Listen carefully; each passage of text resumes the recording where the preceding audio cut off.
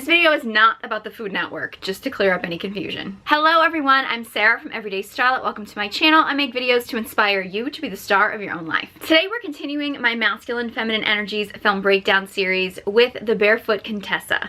This is actually a film starring Ava Gardner and Humphrey Bogart. This is not about Food Network star Ina Garten. My apologies if that's why you're here. But if you're into her, you might be into Ava Gardner too. Who knows? Or Humphrey Bogart, you never know. So if you're not familiar with what I mean by masculine and feminine energies, I talk about this in most of my videos, but a brief summary: masculine and feminine energies are energies that live within all of us. We all contain both energies, but we all have a core energy that's the energy we are most ourselves in. And we can be in healed or wounded versions of each of these energies. And in order for you to have sexual polarity in a relationship, you need to have one partner being the masculine energy and one partner being the feminine energy. Those energies may link up with your gender. Statistically speaking, they often do, but they don't have to. So let's get into the film breakdown. The Barefoot Contessa is actually a film, I will admit, I've seen it several times. The first time I watched it, I kind of wasn't that into it. It seemed kind of boring to me. But it's the type of film that, like, I watched it a few times and I really got into it. And watching it again, like with many of the films, if you watch a lot of my breakdowns, when I watch some of these films from the masculine and feminine perspective, it just gives a whole other layer and depth to watching the film. And usually these films get me a lot more excited than they even did when I first started watching them. The Barefoot Contessa was a film from 1954. And it stars Ava Gardner playing Maria. And Maria is a rags to riches story who she goes from poverty into Hollywood stardom. And the movie actually starts out with her funeral. And her life in that span of time is narrated in sort of flashback scenes from the different men throughout her life in that time period of her life. The thing about Maria that really strikes me is that she is such an example of a woman who looks very feminine. She has a very feminine look to her. She looks very elegant, very regal. She's gorgeous. She has a very feminine look, but she carries a very, very strong masculine shield. A masculine shield in a woman tends to come out as, well, it tends to come out as very masculine.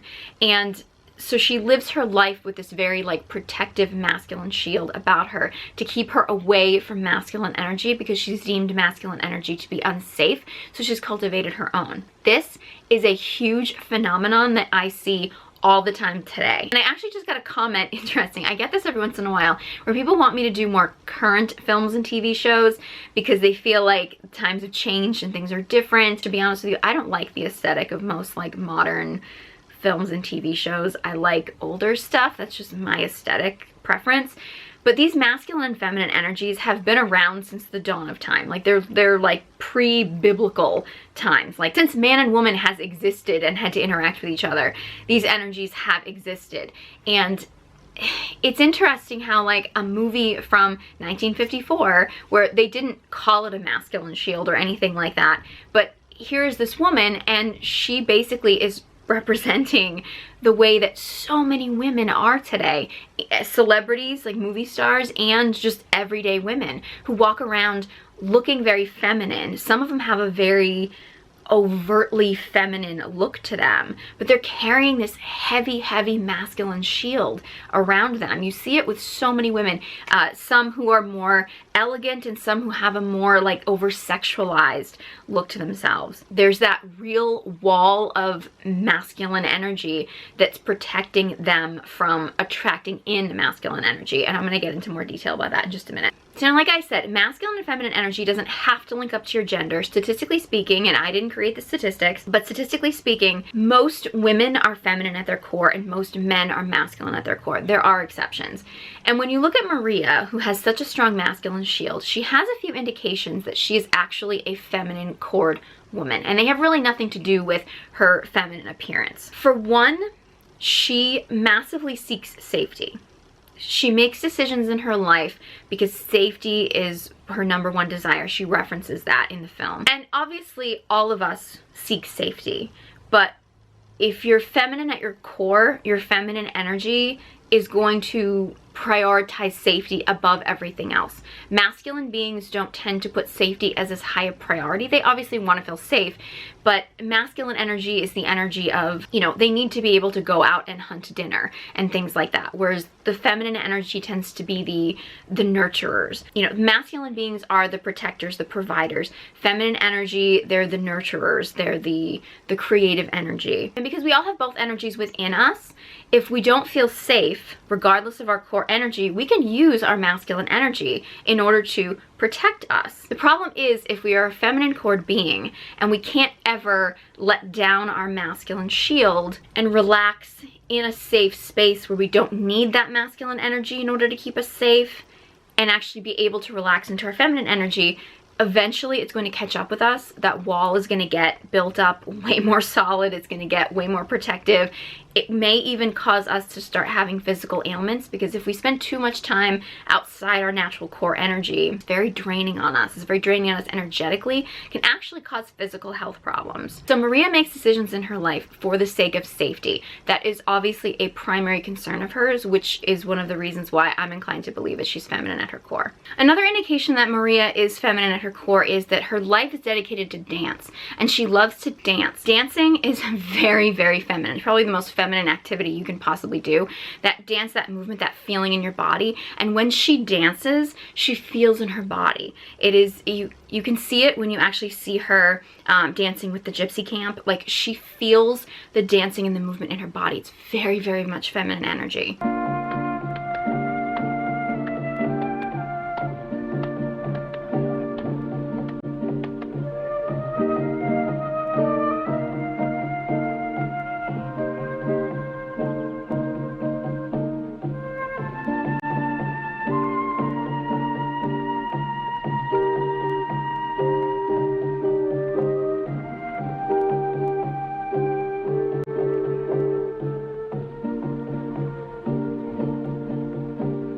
Also, and I'm going to break a big misconception that a lot of people believe. I know a lot of people think that women love their shoes, and I get that most women do, but to be honest with you, feminine energy loves to be barefoot.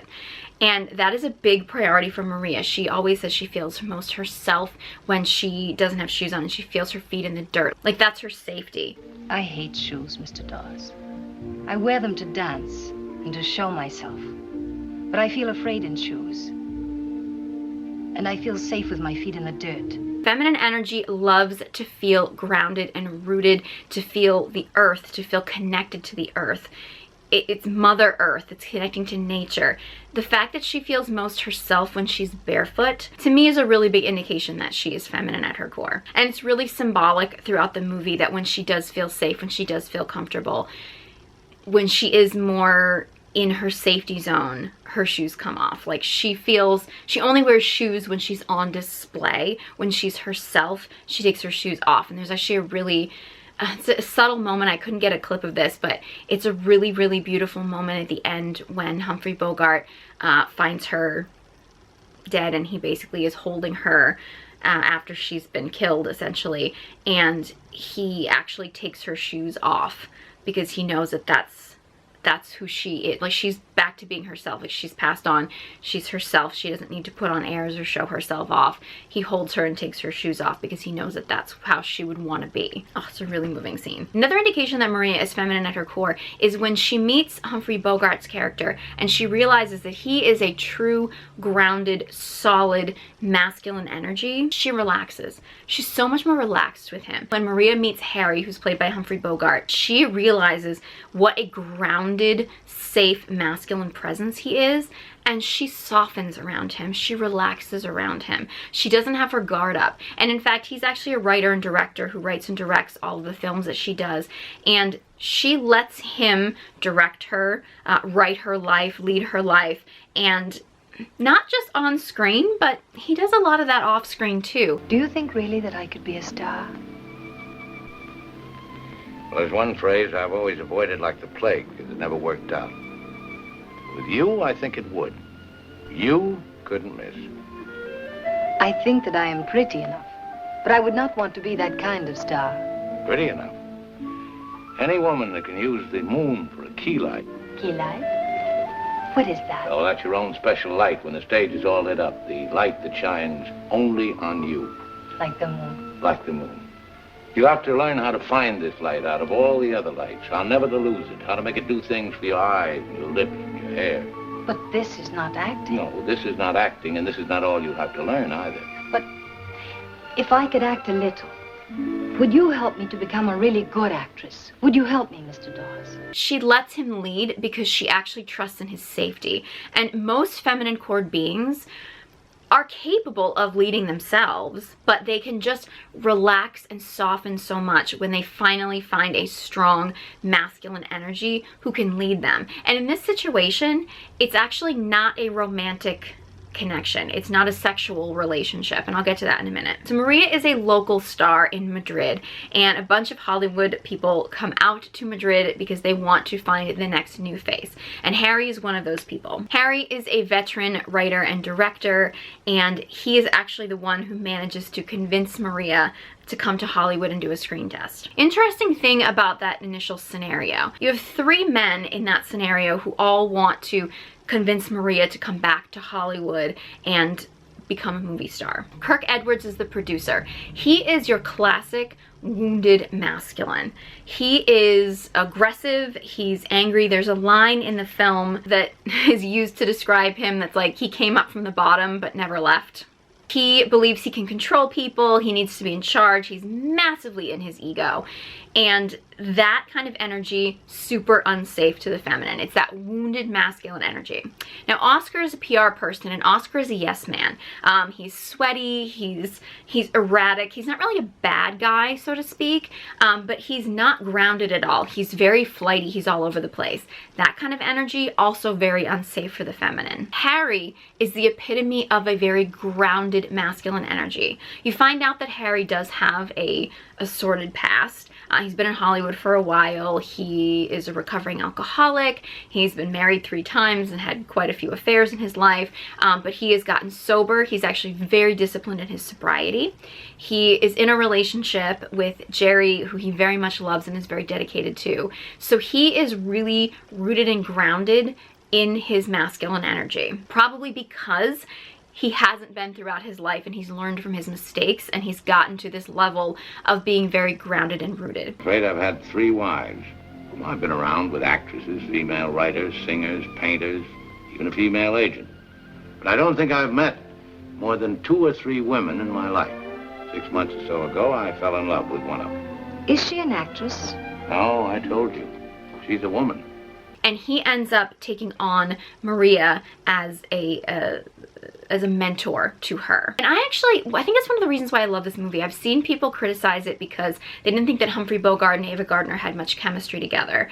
And they weren't supposed to have massive sexual chemistry. And that's one of the things I love about this, because they didn't make the older male mentor have a sexual relationship with the younger female mentee. You know, it was about him being a father figure to her. He was a very fatherly figure to her, and I'm gonna get to her family in a minute. I like that they had that, because I think part of the problem that we have in our current society right now is that we turn every male-female interaction into something sexual.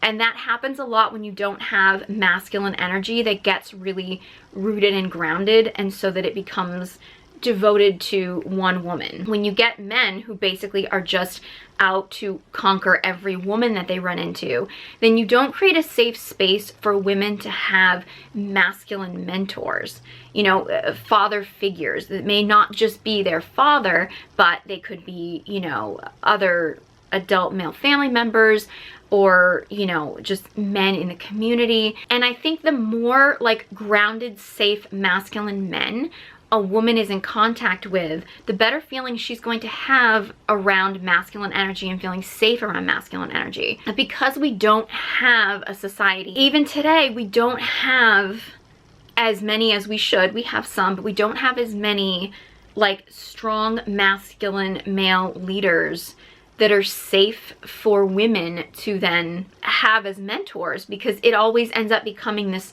sexual thing. And I think we teach men that, like, well, you can't help it. You can't help but just be, you know, sexually attracted. And, you know, yeah, maybe you can't help who you're sexually attracted to, but you sure can help who you actually make that move on. And when you have a bunch of men who have no self-discipline, that feels incredibly unsafe for the feminine, and it makes women not be able to relax into their natural feminine energy, if that's their core energy, because they don't feel safe around men in general. Now, when we find out a bit about Maria's past, it's pretty understandable why she would feel so unsafe. She grew up in Madrid during the Civil War, so she was, you know, from a war-torn country. She grew up in poverty. We meet her mother briefly, and we find out her mother is obviously very abusive. Her mother's very abusive of her father as well, and we don't really fully get the full story about her father.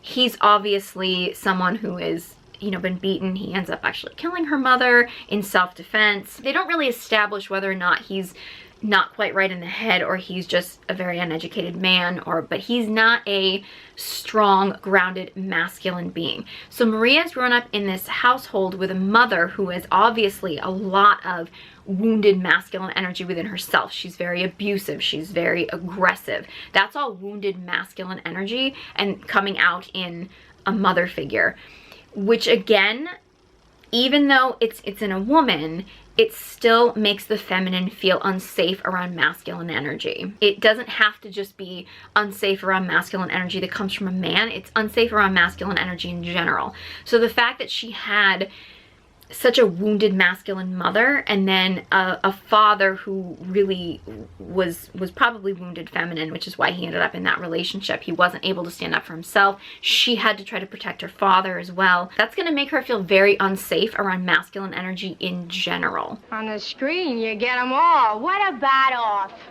What about in the room? This room. I'm a man.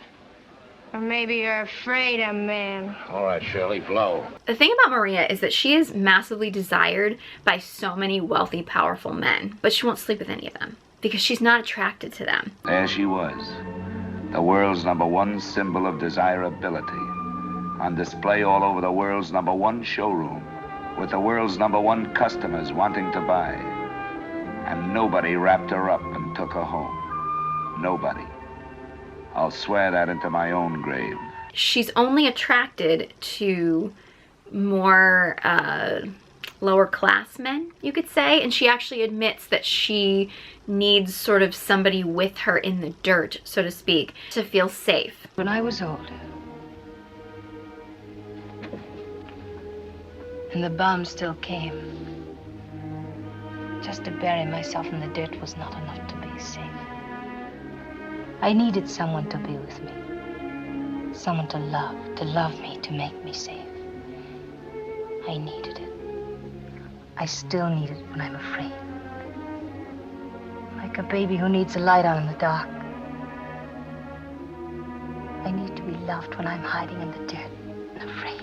So she fools around with these lower class men so she feels like she has someone and it satisfies her sexual needs, and she feels like she has like a person, a body close to her. She gets that intimacy that she wants, but like they can't own her, so to speak. That's another indication that she's got this masculine shield, because if you think about it, the guys that are these lower, I'm gonna say lower class guys, they're very often musicians, like struggling musicians, or, you know, some kind of guys in the arts, so to speak, which tend to embody more feminine energy. She is more powerful than them, so she gets to have, she always has more of a name, more status, more money. She has more power over them, so she is more of the masculine energy in that connection. In order to have sexual polarity, you need to have a masculine energy and a feminine energy. So she's so much in her masculine shield, protecting herself from masculine energy. She only becomes sexually attracted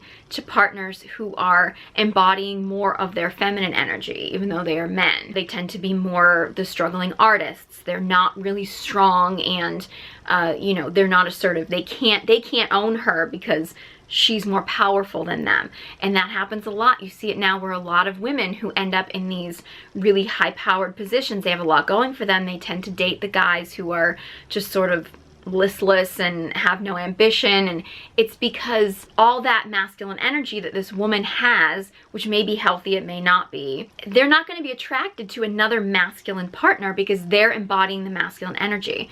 And masculine partners are not going to be as attracted to them because they're both embodying masculine energy. So women in that situation tend to find guys who are embodying more of their feminine energy, maybe healthy feminine energy, or it might be very wounded feminine energy. I have a lot of videos about the differences between those, but you need the masculine and the feminine in order to be sexually attracted to each other. And it comes up a lot that when Maria is with these high-powered men, she ends up, like, Kirk Edwards is obviously in his ego and he can't get anywhere with Maria. You get the impression that he tried, but you don't really ever see him try in the film. You just get told that he did try.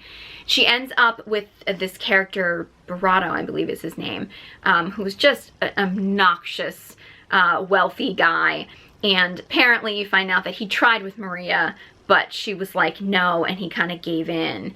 But he was really more interested in everybody thinking that they were together, so he had her around just for the image because he was really just in his ego and he didn't really care much about her. And he is so in that like wounded masculine ego that her masculine shield is gonna repel. Like they're gonna repel each other. They're not gonna be attracted to each other because she's like, I don't want you to own me. He even actually tells her later on that he's paid for her company. He calls her out that she's not really a woman because as far as he's concerned, like a woman would have sexual desires and would be sexually desiring him, and there's all kinds of complications that come along with that because he's essentially accusing her of there's something wrong with her because she's not sexually desiring him or she's not sexually open, when it's like, well no, she's sexually shut down because her masculine shield is up and he's got this masculine wounded ego thing that's going on. He's kind of got more of like a wounded prince little boy kind of energy. And they're repelling each other. Like they're not actually connecting to each other sexually. So of course she's shut down. He's blaming her, obviously, in that situation, when really it's just the two of them are repelling. You are not a woman. I do not know what you are. You are not a woman. You will not let yourself be loved. You cannot love. Once you had the look for me of an exquisite lady. Now I do not see that look. I only see that you have the body of an animal. A dead animal. I have paid for your company, and you will come and go as I tell you. Monsieur, permit me?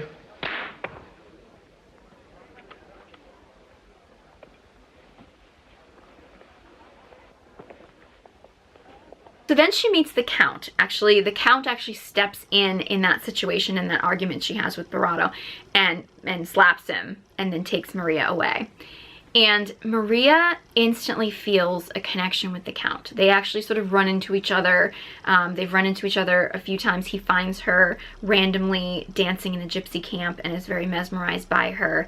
And then he runs into her at this very fancy casino and they end up running off together. She senses that he's different. She falls for him. She lets her guard down with him. She is the most playful with him. She's very playful with Harry as well. She relaxed with Harry, but she's more... well, she's childlike with both of them, actually. When you see a woman being able to get very childlike and playful, you know she's hit a safe space with the masculine partner she's with. So the Count decides he wants to make her into a Contessa. And he is in love with her. She is massively in love with him. But we do find out he is using her. And we end up finding out that, ironically, he has actually been badly injured in a war and that he has lost the parts of his body that he would need in order to have a sexual interaction with her and to procreate. So he was going to be the last of his line in you know, the royal line. So he decides to marry this movie star so that she will be this iconic last Contessa. So he really is essentially using her. Whether he really truly loves her or not, it's hard to really know because he's also coming from a place of ego. But he feels safer to her, ironically, I mean, it's symbolic, and I don't want to be offensive to anybody if anybody's in this situation. I'm not saying that there's any one body part that defines a man's manhood, but the fact that symbolically he's lost his manhood kind of gives the indication that that's why she feels so safe around him, because he literally can't have a sexual connection with her. So he can't use her for sex because he can't have sex with her. And he doesn't actually tell her that until their wedding night, which is a lot. So there are so many great lines in this film, and I tried to get some clips. There's actually some lines that I really wanted to get some clips of, and I just couldn't make it happen. There's a line that I really, really love when Maria is talking to Harry about like finding a prince, and that she has this fairy tale life, but she hadn't found her prince yet. And, you know, she's very much into, like, she feels herself when she's barefoot. She talks about being Cinderella, and Harry says, you know, well, Cinderella is missing the prince. And she's like, did you ever think that the prince searched everywhere for Cinderella just to put the shoes back on her feet? And I find that really ironic, as if she sees being with a masculine partner as having to give up who she is, because masculine energy suppresses her. It controls her. It's not safe. She's put up this shield, and she looks so feminine, and she looks so elegant, she looks so beautiful, but yet she's always shut down. She's shut down, and because all these wealthy, powerful men all can't get her to have sex with them, they assume that she's not sexual. And she is having sexual relations. She's just having them with these men who are safe for her, and they're not really safe in reality. I mean, these men are likely using her as well. They're likely using her for sex. They're likely using her for her money and her success, but she is more in control in those situations, so she doesn't feel like she can't either walk away, literally walk away with her bare feet, or that they can't control her because, well, she's in power. And I feel like that happens a lot, and I think we oftentimes, and I have a video talking about my views on feminism and things like that, and I touch on this topic there a little bit. If you want to watch that video, I'll link it to this one. There's a concept that, you know, women are so shut down to men because they want to be in control, and we forget that part of the reason that women want and need that control is because so many men are not capable of handling the full feminine expression. So women haven't felt safe to fully express their feminine, and I'm not talking about it just being sexually. I'm talking about literally just expressing their full range of feminine emotions, you know, or it could be, you know, full sexual expression, all the different flavors of the feminine archetypes, which I have a video about. If the feminine doesn't feel safe to express all that, she's gonna feel like something is missing. And if we don't actually teach men to be able to step into their grounded masculine energy and be able to hold space and to be able to fully accept and even love all the parts of the feminine's gonna shut down, and you're always gonna have that conflict, and you're always gonna have these women who put up this masculine shield, this masculine wall, and they may be very feminine, they may be very sexual. I actually have a video that I'm gonna film, I think probably after this one, about, you know, my experience being an Instagram model and having all these men who were all sexually attracted to me, and I was so shut down sexually, completely shut down sexually. It doesn't matter how much a woman looks feminine or looks sexual, or how many men desire her sexually. If she doesn't feel safe to fully embody her feminine energy, she's not gonna feel it, you know? This movie has so many great lines, and it's so well written, and I love the various take on all these men that had this connection to this woman. But it wasn't all about them being sexual with her. In fact, most of these men, all the men who were narrating this, actually did not have a sexual relationship with her. It was not just about, you know, the man or the mentor, like getting the girl, like getting the young girl or something like that, which is what so many Hollywood movies end up being about. It was actually about showing all these different forms of masculine energy, healthy, unhealthy, and how it related to this woman who obviously had so much masculine wounding that she was just not really able to fully connect. At the end of the film, she actually goes to Harry and tells Harry about her husband, the Count's sexual problem, and she reveals to him that she's pregnant and she's going to give him an heir because she's been fooling around with one of the staff. The Count finds out and kills her. I don't think he finds out that she was pregnant, but finds out she's been having an affair and kills her, which is the ultimate in shutting down her feminine energy. Like, she was convinced,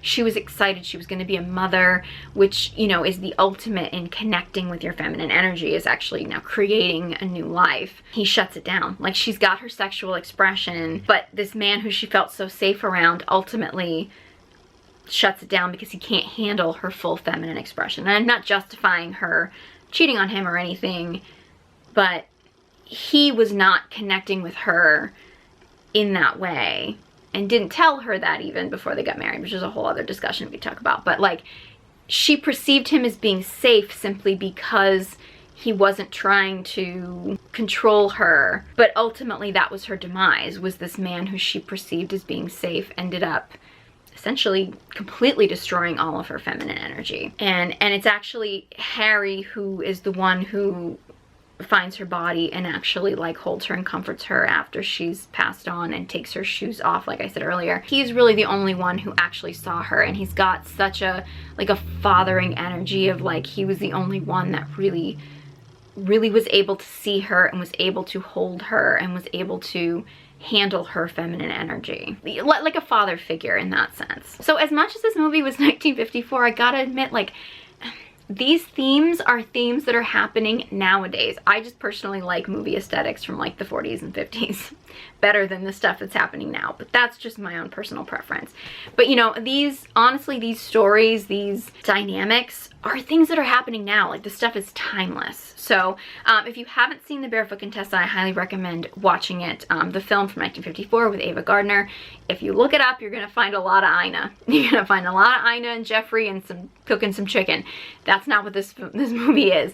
But after you watch this video, I highly recommend that you watch the movie and pick up on some of the things that I've mentioned in this. I'm also gonna have some little clips that I'm gonna do as breakdowns. I do a lot of them on TikTok if you wanna check that out. You can follow me on my social media links, which will be in the description box below. If you have any other movies or TV shows you would like to request that I do a review on, let me know. Leave a comment in the comment section below. If you are a feminine being and you want to help heal your feminine energy, I have an online course to help you connect with your feminine energy. It's called Feminine Radiance. The link will be in the description box below as well. If you enjoyed this video and found it helpful, please give it a big thumbs up and be sure you subscribe to my channel. Thank you guys so much for watching, and I hope you join me next time.